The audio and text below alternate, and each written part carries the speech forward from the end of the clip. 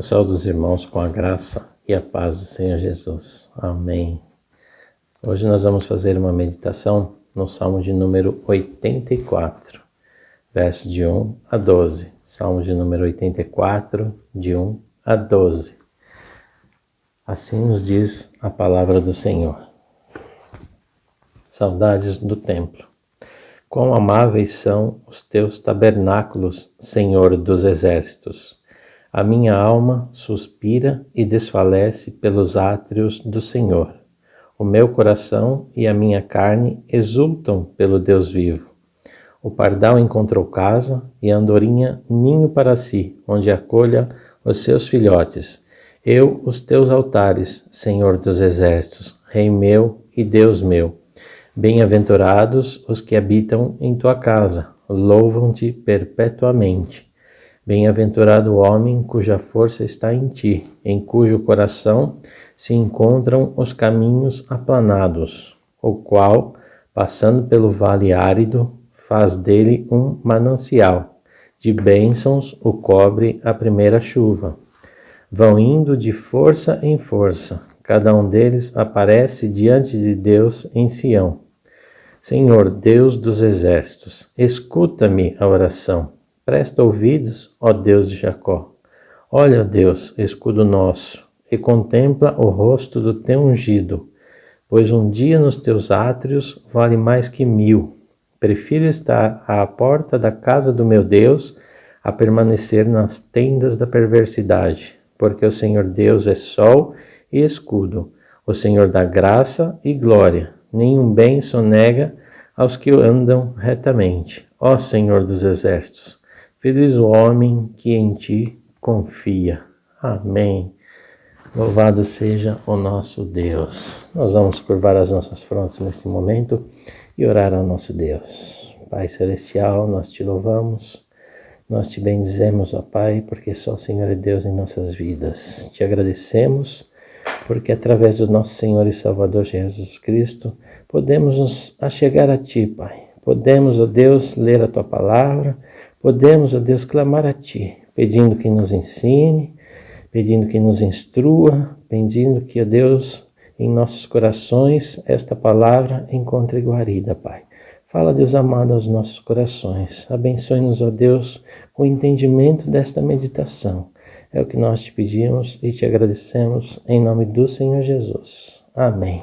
Nosso Deus é tão maravilhoso.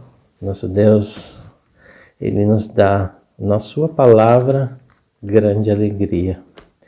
Esse salmo lhe diz: bem-aventurados os que habitam em tua casa.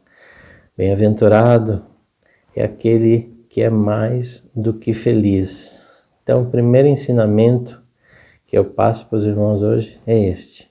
Toda vez que você ver esta expressão na Bíblia, bem-aventurado, bem-aventurados, procura saber por que este povo é bem-aventurado, por que este povo é mais do que feliz. Procura, investiga na Bíblia, procura saber por que Deus está dando a este homem, a esta mulher, esta bem-aventurança, essa felicidade, esse contentamento. Nós temos, neste mês de julho, falado às famílias, os cuidados com a família, tanto nas nossas meditações quanto na EBD, com o nosso seminarista Petrônio Júnior. E hoje vamos falar para as famílias, mas eu quero conversar com você, pessoalmente, chamar você, olha, vamos conversar, vamos ter uma conversa particular, nós dois. Não sei se você mora sozinho, não sei se a sua família são 2, são 3, são 4, são 5 ou quase 5, como a Priscila falou, que lá já são quase 5. Glórias a Deus, Louvado seja o nome do nosso Deus. Então nós vamos conversar um pouco a respeito desse salmo, a respeito das nossas vidas, a respeito das nossas famílias. E o que eu quero conversar particularmente é que precisamos adorar a Deus em espírito e em verdade. Adorar a Deus na sua casa de oração, no seu templo, no seu santuário. Precisamos ter este momento esse momento de nos colocarmos na presença de Deus e aguardarmos que Ele fale conosco. Nós lemos a sua palavra e acreditamos que essa é a voz do nosso Deus falando aos nossos corações. Mas precisamos fazer algumas considerações. Por que essa conversa particular? Porque levamos a nossa família à adoração, levamos nossa família à presença do Senhor, mas nós temos o nosso particular com Deus. Nós temos a nossa intimidade com Deus.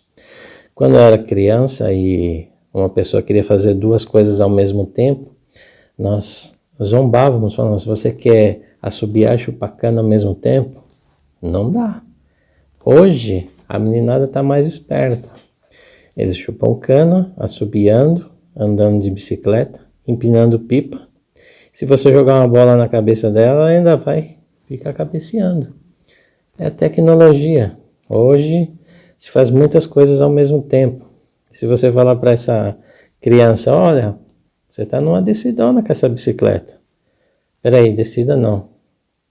O Davi já me ensinou quando ele tinha 3 anos, não é descida, é rua íngreme, papai. Olha como as coisas vão mudando.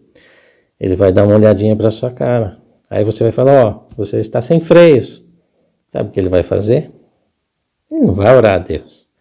Ele vai lá no Google. Como fazer parar uma bicicleta sem freios numa rua íngreme, numa descida. É assim que está a tecnologia. Por que eu estou falando da tecnologia? Porque eu estou falando de 2 coisas, 3 coisas, 4 coisas ao mesmo tempo. Nós, no culto presencial, às vezes pegávamos algumas pessoas trocando mensagens com o celular.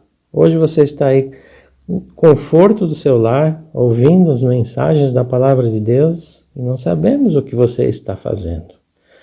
Vamos só imaginar a hipótese de que você, neste momento, pegou seu celular na sua mão e clicou lá em cima daquele aviãozinho. Colocou seu celular no offline. Para quê?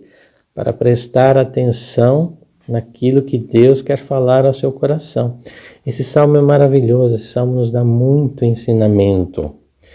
Então nós vamos falar para você, para que você entenda qual a sua parte na sua família, qual a sua posição diante de Deus.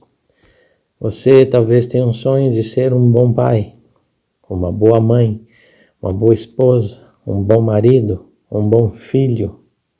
Esse salmo vai nos ensinar como devemos ser bons servos. Essa é a nossa primeira atitude. Devemos ser bons servos. O salmista diz aqui que um dia na porta dos seus átrios vale muito mais do que 1000 dias na perversidade. Então ele conta, ele vai discorrendo esse salmo, dizendo ele está nos seus tabernáculos, ele está nos seus átrios, ele está na presença de Deus. Quando você vê essa referência aqui em Sião, Sião era o local de adoração, era o local do ajuntamento do povo para adorar a Deus. Então, esse momento de louvor, esse momento de adoração a Deus, é o momento de você prestar atenção naquilo que Deus está falando com você, dos ensinamentos de Deus para a sua vida. Então, esse bem-aventurado deste salmista que está narrando aqui a sua vida em adoração a Deus, ele está diante do Senhor, só para o Senhor, só louvando a Deus, só pensando no Senhor. Ele deveria ter problemas, ele deveria ter família, deveria ter problemas na sua família, ele deveria ter muitos problemas, mas ele não conta os seus problemas, ele conta que o seu prazer é adorar a Deus, ele conta que o seu prazer é estar na presença do Senhor.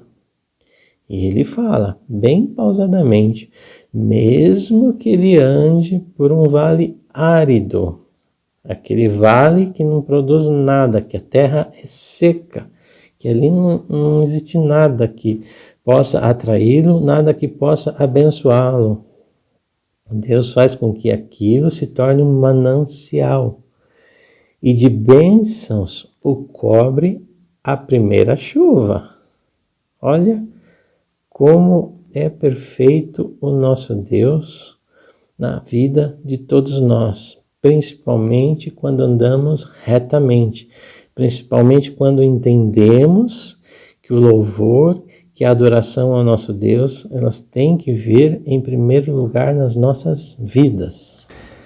Existem pessoas, irmãos, que além de não conseguirem adorar a Deus, além de não conseguirem, muitas das vezes, dobrarem os seus joelhos para clamarem a Deus, para pedir a Deus que entre com providência na sua vida, nos seus problemas, muitas pessoas não conseguem nem dormir, não conseguem, tão atribulado que estão os seus pensamentos. Por isso que o salmista vem falar dessa felicidade de adorar a Deus, de estar nos seus átrios. O que está representando tudo isso? A presença de Deus. Nos colocarmos diante de Deus sem pedir nada, sem levar lá no altar do nosso Deus os nossos problemas. Adorar a Deus. Estarmos nessa alegria, nessa felicidade. Olha, eu fui salvo, eu fui lavado, eu fui remido pelo sangue do Cordeiro. Hoje eu sou nova criatura, hoje o meu coração foi transformado, hoje eu vejo o mundo com os olhos diferentes. Então, nosso Deus, ele precisa ser exaltado, ele precisa ser adorado, ele precisa dessa nossa adoração. E a nossa adoração não é com a cabeça cheia de problemas, cheia de pensamentos. Adore ao Senhor, louve, exalte o seu nome, se desligue um pouco dessa vida, deste mundo, se desliga um pouco, apresente a Deus o seu melhor louvor, apresente a Deus o seu coração transformado. Você tem problemas, você tem pecados, você tem tudo isso, eu também tenho, todos têm, nosso pastor tem, nosso seminarista tem, mas nós precisamos entender que Deus, ele se agrada desse nosso coração contrito, desse nosso coração diante de Deus, focado em Deus, focado na adoração, ali, para adorarmos a Deus como servos que reconhecem aquilo que Deus fez em suas vidas. Deus pode te abençoar, te ajudando nos seus problemas. Deus pode te ajudar a livrar você dos seus pecados. Pode. Deus pode fazer muita coisa na sua vida. Muitas. Ele pode derramar bênçãos sem medidas na sua vida. Mas Deus, ele ama ser louvado, ser adorado com o coração contrito. Então, este momento de adoração, este momento de nos colocarmos diante de Deus tem que ser para Deus, tem que ser para Ele, tudo somente para Ele. É por isso que eu disse a você hoje, essa nossa conversa é nós dois, é particular. Então, procura verificar de que forma você está apresentando o seu louvor a Deus, de que forma você está apresentando o seu coração diante de Deus. Seu coração está machucado, seu coração está magoado, seu coração está triste, seu coração está preocupado. Lembre-se como estava o coração do nosso Senhor e Salvador quando estava pendurado no madeiro, inocente, sem pecados, mas ali condenado pelos nossos pecados, condenado pelos nossos erros, condenado ali para libertar-nos deste jugo do mal do pecado. Se fomos libertos, se Deus agiu nas nossas vidas, temos que ser agradecidos a Deus. Temos que apresentar o nosso louvor de gratidão a Deus. Então, esse louvor, essa adoração perfeita a Deus, ela vai trazer uma paz tão grande nos nossos corações, que aí nós vamos olhar para esse versículo na Bíblia. Bem-aventurados. E você vai dizer assim no seu coração: eu sou uma pessoa bem-aventurada, eu sou uma pessoa mais do que feliz, porque eu tenho o Deus dos exércitos, eu tenho o Senhor dos senhores, eu tenho Deus Todo-Poderoso. Assim que nós vamos conseguir fazer com que as nossas famílias caminhem bem, sendo um bom servo, sendo um bom filho, seremos bons pais, boas mães, bons maridos, boas esposas, bons filhos, bons trabalhadores. Nós seremos muito abençoados por Deus, porque Deus vai aceitar o nosso louvor e a nossa adoração, porque serão feitos de coração sincero. Louvado seja o nosso Deus por tudo que Ele tem nos ensinado. Louvado seja o nosso Deus, porque Ele tem colocado nos nossos corações este carinho que precisamos ter, de nos dedicarmos cada vez mais à leitura e à meditação da Sua Palavra. Deus abençoe a todos, em nome do Senhor Jesus. Amém.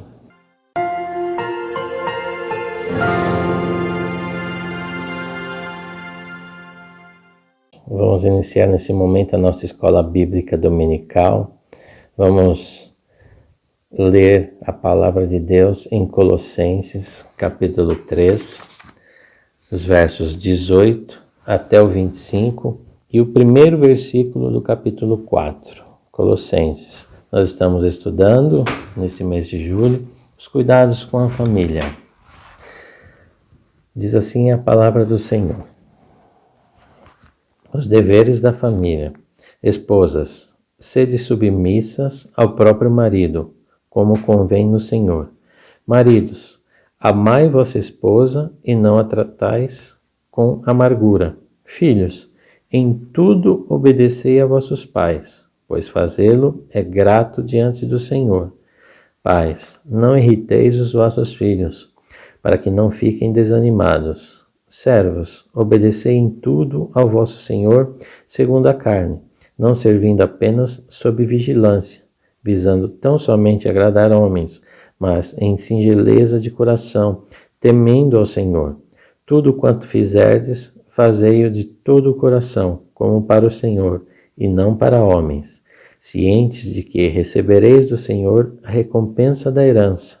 A Cristo o Senhor é que estais servindo, pois aquele que faz injustiça receberá em troco a injustiça feita, e nisto não há acepção de pessoas.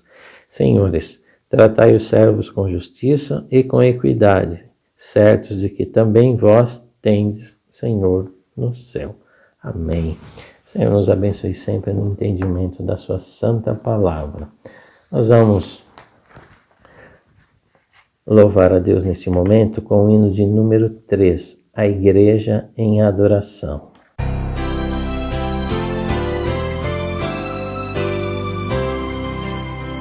Eterno Pai, teu povo congregado, humilde entoa o teu louvor aqui, no dia para o culto reservado, com esperança olhamos para ti.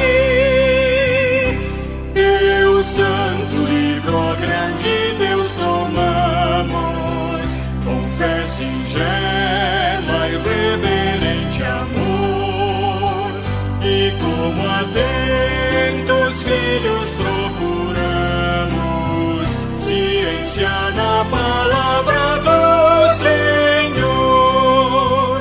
Jesus, aos teus benditos pés sentados, queremos teu conselho receber, e sendo por ti mesmo doutrinados, de mais em mais na santa fé crescer, do mundo e seus encargos retirados, queremos descansar em ti, Senhor, mirando os ricos bens entesourados da plenitude do teu vasto amor.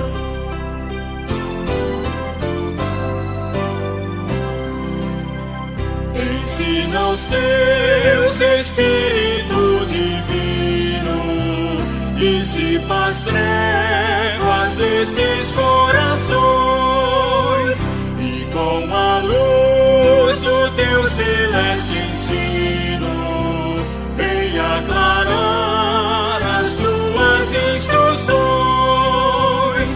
Aviva em nós as forças da memória, pois sempre mais queremos conhecer o Rei dos céus, o Cristo cuja glória eleva os santos anjos de prazer. Amém.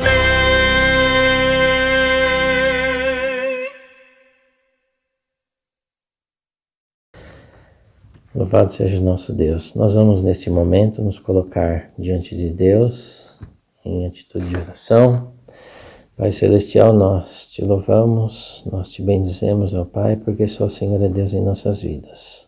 Pai Celestial, em nome do Senhor Jesus Cristo, nos colocamos mais uma vez diante da tua santa e bendita presença, para agradecer, Deus, este dia de vida, agradecer, Deus, a tua presença em nossas vidas, e te pedir, Pai, que continues falando aos nossos corações, continue, ó Deus, nos instruindo na tua palavra, continue abençoando o nosso seminarista Petrônio Júnior, ó Deus, para que ele aprenda muito e consiga ensinar-nos também muito da palavra do Senhor, ó Deus. Abençoe, Pai amado, a nossa escola bíblica dominical, todos os nossos professores, nossos alunos. Abençoe, Pai Santo, os nossos lares, abençoe os nossos casamentos. Supra, Deus amado, as necessidades de cada vida, de cada lar.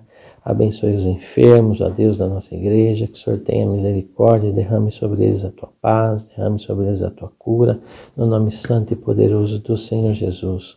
Consola, Pai amado, os corações enlutados, derrama a tua paz sobre eles também, Pai, em nome do Senhor Jesus.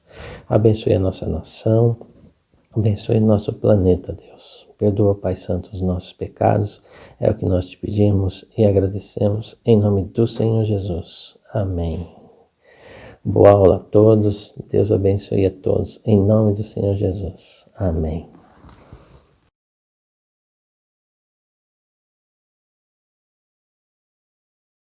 Olá, amados irmãos, estamos aqui mais uma vez para a nossa Escola Bíblica Dominical, continuando ainda na nossa temática, como está a nossa casa, como está a sua casa. E eu também devo me questionar o tempo todo, como está a minha casa? Isso fala a respeito dos cuidados com a família. Hoje nós vamos caminhar num assunto muito interessante, muito importante dentro dessa temática. Eu convido você a abrir a sua Bíblia no Evangelho que escreveu Lucas, na versão do Evangelho de São Lucas. No capítulo 14, nós vamos ler o versículo 26, 27 e 33. Essa passagem, ela fala a respeito do custo do discipulado. Ela fala sobre a abnegação que é exigida para seguir Cristo Jesus. Vamos lá, preste atenção. Se alguém vem a mim e não aborrece seu pai, mãe, mulher e filhos, irmãos e irmãs, e ainda a sua própria vida, não pode ser meu discípulo. E qualquer que não tomar a sua cruz e vier após mim, não pode ser meu discípulo. Versículo 33. Assim, pois, todo aquele que dentre vós não renuncia a tudo quanto tem, não pode ser meu discípulo. É marcado esses 3 versículos pela frase, não pode ser meu discípulo. Jesus Cristo está dizendo que existe uma condição, existe um perfil de gente, de pessoas, que não pode ser discípulo de Jesus, ou pelo menos não pode ser considerado ou chamado discípulo de Jesus. Aquele que não renuncia a si mesmo, a sua história, a sua estrutura, a sua cultura, aquilo que lhe cerca, e até a sua própria família, não pode ser chamado discípulo de Jesus. Mas é uma fala dura e que pode até levar a gente a um pensamento interpretativo dúbio e errado a respeito de todo o drama das Escrituras. Mas vamos lá ao que interessa, vamos começar de fato a nossa aula de hoje. Há um problema evidente. Hoje em dia nós vivemos a banalização da família. Tá vendo essa foto que tá aí? Esse bolo de festa, de fato é uma festa, mas olha só o que essa moça estava comemorando. 1 ano separada. É isso mesmo, ela esteve celebrando 1 ano de separação, 1 ano de divórcio, 1 ano de família destruída. Alguém comemora 1 ano que a sua família foi destruída. Alguém está celebrando uma família destruída. Alguém está celebrando a separação, o divórcio. E isso tem se tornado cada vez mais comum em nosso tempo. Não simplesmente o fato de começar-se a fazer festas comemorando 1 ano de separação, mas banalizar o casamento, banalizar a família. E tristemente, irmãos, isso acontece inclusive nas famílias cristãs. Inclusive, eu não vou ter esses dados agora, mas inclusive o IBGE já fez uma pesquisa, não me recordo o ano, em que o índice de divórcios no Brasil ele é altíssimo, sobretudo envolvendo, na maioria dos casos, casais cristãos. Olha que contraditório. No índice de divórcios, os casais cristãos estão inclusos numa grande fatia. Isso se dá no problema do discipulado. Essa falta de compreender de fato o que é ser discípulo de Jesus tem levado as pessoas a viver uma vida sem propósito. O casamento, ele está banalizado por causa de uma cultura que banalizou o casamento, a família, que tem colocado essas coisas como estruturas não tão importantes assim. O casamento como se fosse uma instituição falida, desnecessária, ou querendo até propor novos tipos de configurações para o casamento. E aqui também tem uma situação que nós precisamos pensar a respeito disso. Nós falamos muito a respeito da configuração. O casamento que Deus propõe é um casamento monogâmico, heterossexual, e é assim que tem que ser. Só que só isso não basta. De fato, tem que ser um casamento monogâmico, heterossexual, entre homem e mulher, uma só mulher, um só marido. Isso é o fato, esse é o ponto. É isso que a Bíblia de fato propõe, nos ensina e espera de nós. Mas não basta só ser marido e mulher, heterossexual, monogâmico, e dentro desse casamento envolver violência. E dentro desse casamento envolver a pornografia, imoralidade sexual, adultério também. Então, não é só a configuração que importa. Existe algo por detrás dessa configuração que é mais importante, que é a nossa identidade, é a nossa essência, é o nosso coração. E que vive em tensão contra o pecado o tempo todo. Então não basta só nós focarmos na estética, na configuração. Nós precisamos ir nas profundezas dos problemas. A imoralidade, a promiscuidade, o adultério são sintomas do problema. E Jesus disse que são sintomas. Quando Jesus disse que essas coisas, o adultério, a promiscuidade, a prostituição, elas partem como produto do nosso coração. Essas coisas começam no coração. Então pouco importa se é monogâmico ou heterossexual, dentro desse sentido que eu estou falando. Se nós pararmos para pensar só na configuração e não focar no que de fato nós precisamos focar, não adianta nada nós formarmos casais heterossexuais onde esses corações estão completamente comprometidos com o pecado.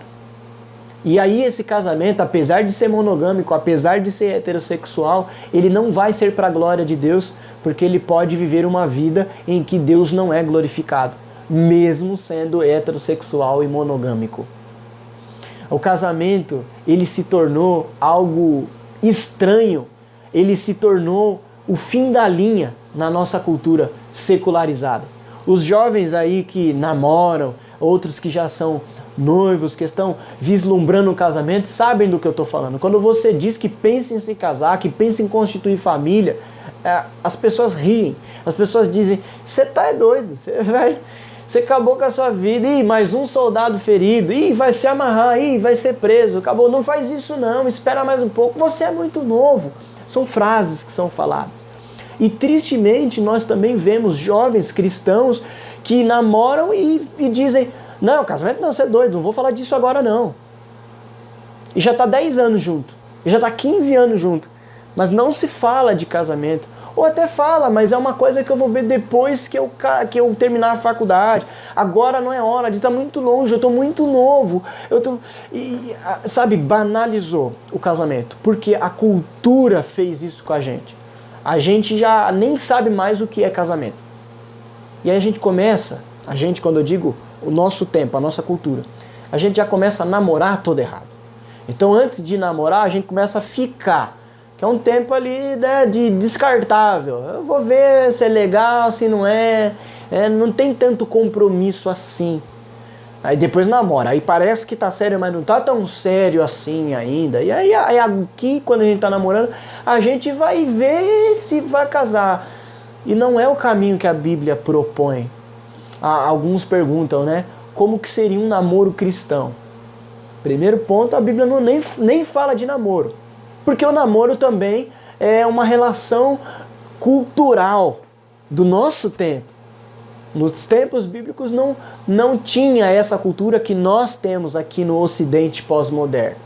Então como é que a gente lê essa cultura do Ocidente na pós-modernidade a partir das lentes da Bíblia, já que isso não tinha lá? Como é que a gente lida com esse costume cultural do nosso tempo a partir de uma perspectiva bíblica? Bom, a Bíblia não fala de namoro, mas a Bíblia fala de casamento. Então, já que isso é comum na nossa cultura, é algo que eu preciso ter muito certo dentro da perspectiva bíblica, Deus vê homem e mulher para o casamento. É por isso então que se diz que a sexualidade é algo para ser vivido entre marido e mulher, não antes do casamento, porque ele é algo preparado para o casamento, algo criado, projetado por Deus para o casamento. Então acontece isso no nosso tempo, essa banalização das coisas. A gente já nem sabe mais o que é certo, o que é errado, porque parou de se falar dessas verdades bíblicas a respeito do que é a família, a respeito do que são os filhos, a respeito do que é a sexualidade, para que serve a sexualidade, para que serve a educação dos filhos, para que serve a constituição da família. Então, nas lentes do nosso tempo, será então que a família é um projeto falido? Abre aspas. Nunca houve um tempo em que a família tenha enfrentado uma crise tão grave como o tempo em que estamos vivendo agora, declarou Bavinck, ou Herman Bavinck, que foi um teólogo muito importante da teologia reformada, sobretudo a teologia reformada de linha holandesa. Essa fala dele é interessante. Nunca houve um tempo em que a família tenha enfrentado uma crise tão grave como o tempo em que estamos vivendo agora. Será então que a família é um projeto família, uma coisa do passado? Falar de família, falar de uma ética e uma moralidade familiar, sexual, a respeito da educação dos filhos também. Será que isso é retrógrado, é atrasado? Será que não tem mais que falar disso? Será que cada um agora faz realmente o que quer da sua vida? O que a palavra de Deus diz a respeito disso? É sobre essas coisas e mais do que isso. Porque eu quero falar sobre essa problematização, essa banalização da família dentro das famílias cristãs. Os jovens cristãos estão namorando sem propósito de casar. Aqueles que são casados estão vivendo casamentos que às vezes o Senhor não é glorificado. Nós vivemos, às vezes, estruturas familiares, dinâmicas dentro do lar, aonde não expressa o reino de Deus. Nós não estamos educando os nossos filhos de modo que eles estão sendo preparados para serem verdadeiros discípulos de Jesus. Isso tem sido um problema do nosso tempo, porque a cultura secular que nos cerca tem impactado diretamente a maneira com que nós lidamos com a nossa família. Olha só esse slide. Bavinck, que foi esse teólogo que eu citei agora há pouco, ele acreditava que somente a teologia cristã é que poderia oferecer uma esperança para a família numa época como a nossa.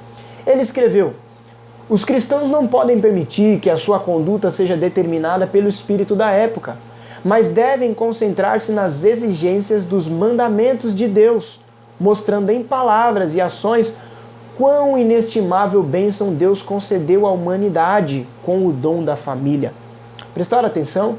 Os cristãos não podem permitir que a sua conduta seja determinada pelo espírito da época, por essa cultura que nos cerca. Pelo contrário, nós devemos nos concentrar nas exigências dos mandamentos de Deus.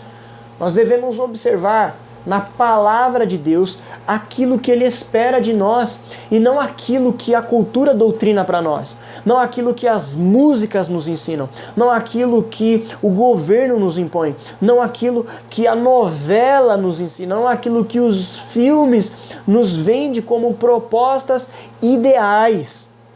Esses ideais, eles nos iludem a respeito do que de fato a vida é. O ideal é diferente do real.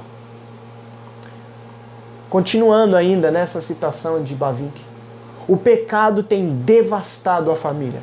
Quando Adão e Eva desobedeceram a Deus, eles pecaram, não só como indivíduos, mas também como marido e mulher, como pai e mãe. O pecado desferiu um golpe devastador no lar, introduziu a desunião entre Adão e Eva, encheu de ódio Caim contra Abel, incitando-o ao fratricídio, ou seja, o homicídio entre irmãos, e conduziu Lameque à poligamia. O pecado envenena a saúde dos nossos relacionamentos, primeiro com Deus, em consequência com o cônjuge, pai, filho, irmão e com o próximo.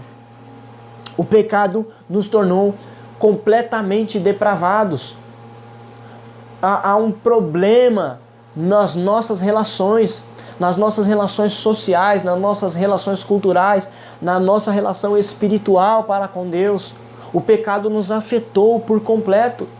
Então nós só vamos conseguir tratar esses problemas mais profundos,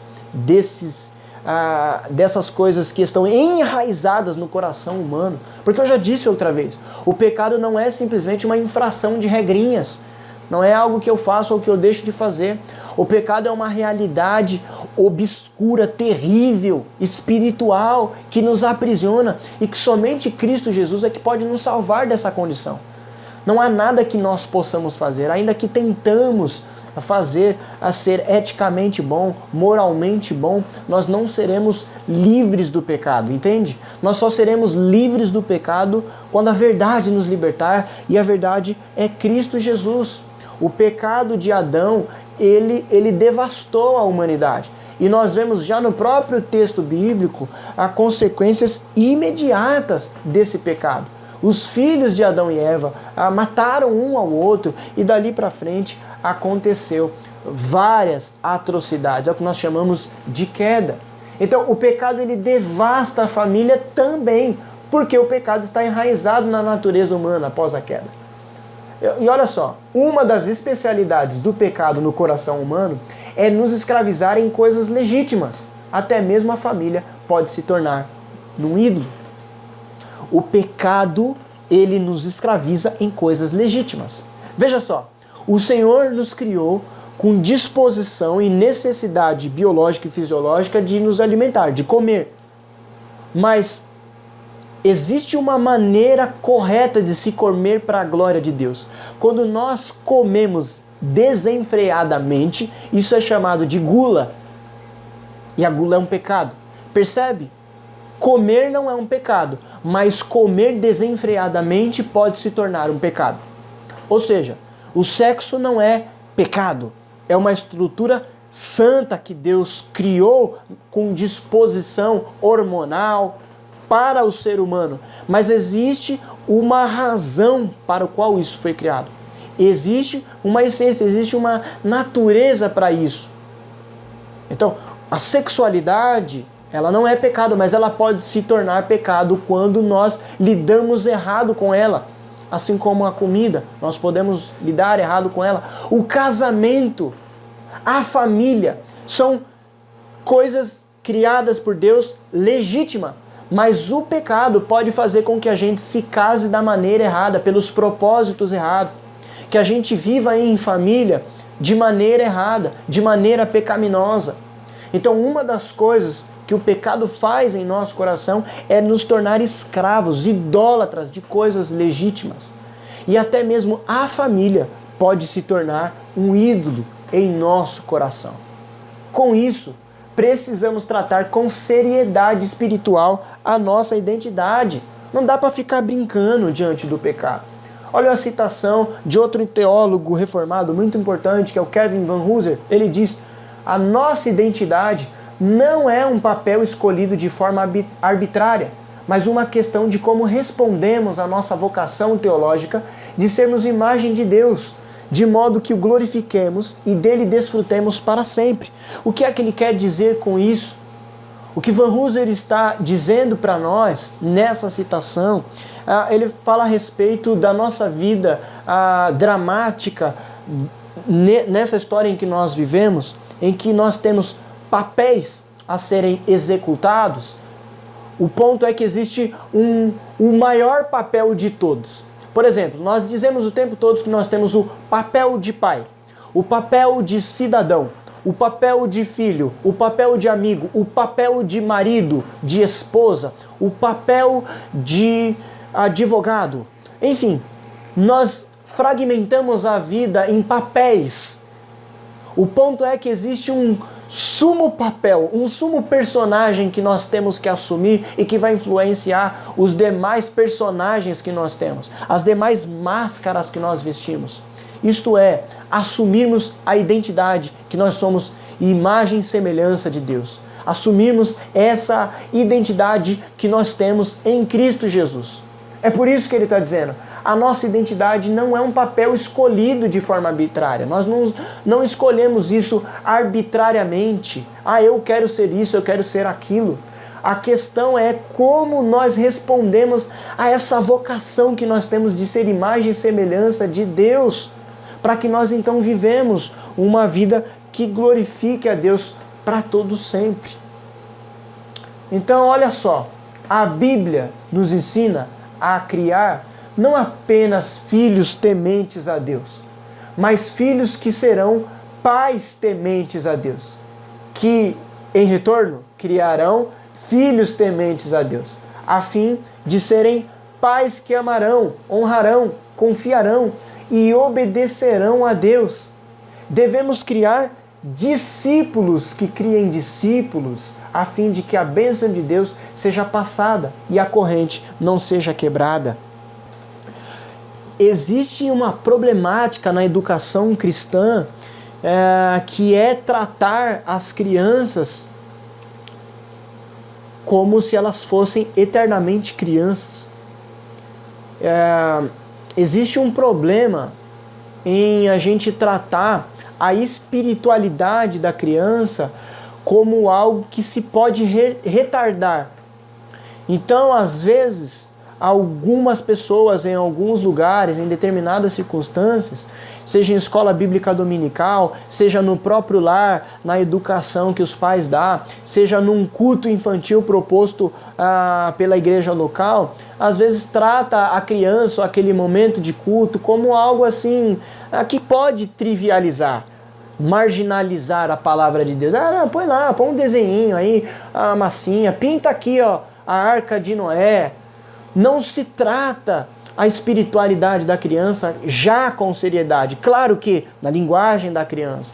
A criança ela precisa entender sim que ela é pecadora e que só Cristo Jesus é que pode mudar o coração dela. Não simplesmente ela achar que você precisa obedecer o papai e a mamãe, etc e tal. O que é verdade, Mas não só isso, desse sentido legalista e moralista. Olha, você precisa obedecer ao papai e à mamãe. Nós já criamos uma estrutura na cabeça da criança de que então, quando eu faço certo, eu agrado a Deus, e quando eu faço errado, eu desagrado a Deus. Ela precisa entender que o coração dela existe pecado e que às vezes ela pode estar fazendo coisas certas, mas da forma errada ou pela motivação errada. Como nós vimos anteriormente, casar é a coisa certa. O casamento heterossexual e monogâmico é a coisa certa, mas ele pode estar casando por motivações erradas, com sentimentos errados, com intenções erradas. Então não é só a forma certa, a motivação conta. Então, o slide que nós lemos agora fala disso. A Bíblia nos ensina a criar não apenas filhos tementes a Deus, mas filhos que serão pais tementes a Deus, que em retorno criarão outros filhos tementes a Deus. E esses filhos, dos nossos filhos, serão pais que amarão, honrarão, confiarão e obedecerão a Deus. Então, na verdade, nós devemos criar os nossos filhos para eles serem discípulos de Jesus, para que eles venham criar outros discípulos, a fim de que essa bênção de Deus seja passada e passada de geração em geração, para não ser quebrada. Então, essa estrutura começa no lar, a gente sempre fala disso, né? A educação começa no lar. Nós precisamos criar os nossos filhos, as nossas crianças, educar as crianças na igreja, aonde for, nas nossas famílias, pensando que nós estamos lidando com pessoas, seres humanos que amanhã serão adultos. Então, tratar disso como se de fato eles fossem já discípulos de Jesus. Haverá um determinado momento da sua vida em que eles vão precisar decidir.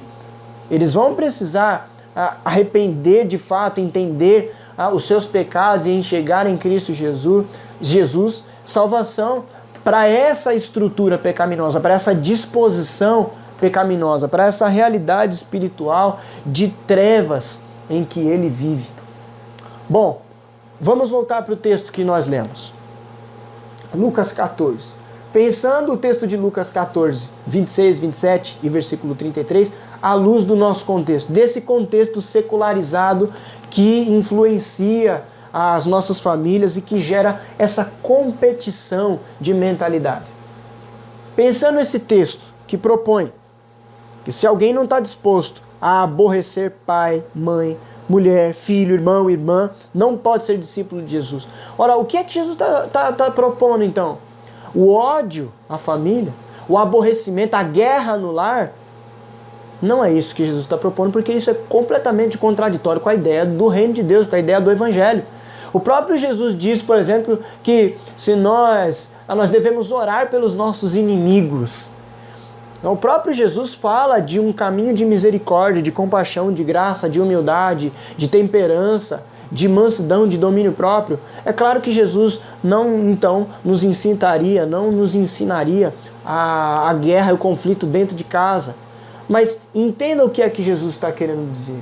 Jesus não nos chama para sermos inimigos de nossos familiares em nome dele. Isto seria completamente contraditório ao Evangelho. Ainda que a nossa família se opusesse à nossa fé, eles deveriam ser alvos de nossa oração. Vamos citar, por exemplo, a mentalidade das famílias do Oriente e a mentalidade das famílias do Ocidente. As famílias do Oriente, elas têm muito fixo na sua cabeça, as famílias do Ocidente, na verdade, elas têm muito fixa na cabeça a ideia de carreira, de plano de carreira, de trabalho, de ser bem-sucedido, de sucesso. As famílias orientais, elas já prezam muito mais pela tradição da família, por ser uma família tradicional, por uma sustentação da história, da tradição da família. Então, como é que a gente lida com a família da mentalidade ocidental e com a família da mentalidade oriental, quando Jesus está propondo que, se nós queremos segui-lo, se nós queremos caminhar com ele, nós temos que estar dispostos a aborrecer, inclusive se necessário for, a estrutura, a cultura proposta pela nossa família. Nós temos que estar dispostos a, inclusive, negar-se a nós mesmos, aquilo que nós julgamos que é certo, aquilo que nós achamos que não tem problema, que está de boa, não vai ofender a Deus. Então, nós não estamos dizendo que Cristo está chamando os orientais a deixar as suas famílias e os ocidentais a abandonarem as suas carreiras. Pelo contrário, a chamada para o discipulado é um redirecionamento fundamental da nossa existência humana, uma reorientação, uma abrangente mudança de direção em nossas vidas, a fim de que as nossas afeições sejam colocadas primeiramente em Cristo. Quando Cristo está dizendo, se você não está disposto a aborrecer a sua família para me seguir, você não pode ser meu discípulo. Porque o que Cristo está dizendo é, você não me ama o suficiente. Lembra do mandamento? Amarás o Senhor teu Deus acima de todas as coisas. E nesse pacote de todas, a nossa família está inclusa. É por isso que eu disse anteriormente que a nossa família pode se tornar um ídolo.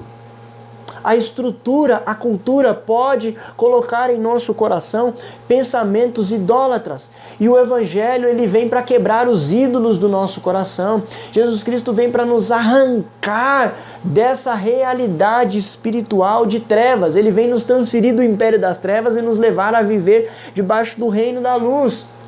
Então Jesus está nos chamando para sermos radicalmente submissos. Ele está de fato dizendo que para se tornar meu discípulo, você deve me dar preeminência em sua vida, colocar-me sobre todos os seus relacionamentos e por vezes contra eles, inclusive os relacionamentos familiares, dar preeminência para Cristo Jesus, ou seja, é mais importante aquilo que Cristo diz, é mais importante aquilo que Cristo manda do que aquilo que a cultura impõe.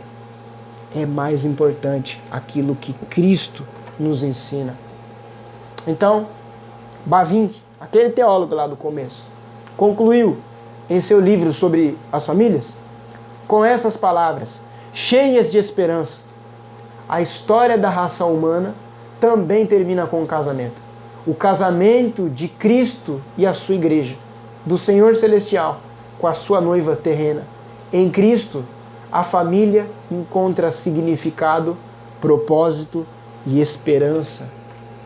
Aqui, amados irmãos, nós temos a boa notícia. Ué, então o que é que nós vamos fazer diante dessa realidade? Como é que nós vamos lidar com isso? Como é que nós vamos conviver com isso? A resposta é Cristo Jesus.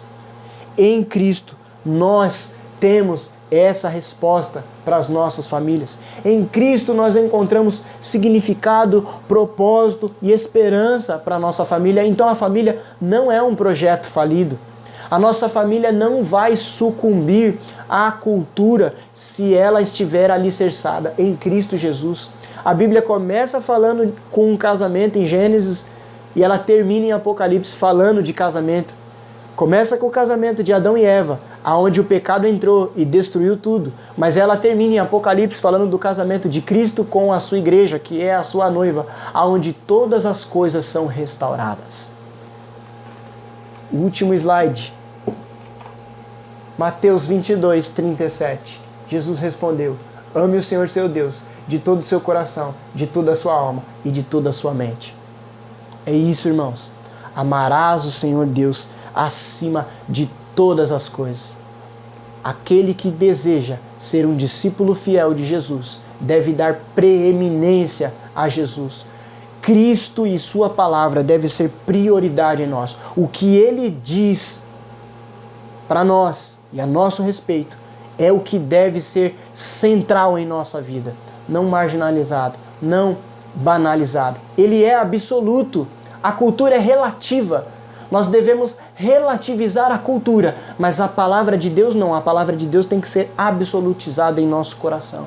Nós precisamos tratar de forma radical e profunda o pecado que habita em nosso coração. Só Cristo Jesus pode nos salvar. Só Cristo pode redirecionar os nossos relacionamentos familiares.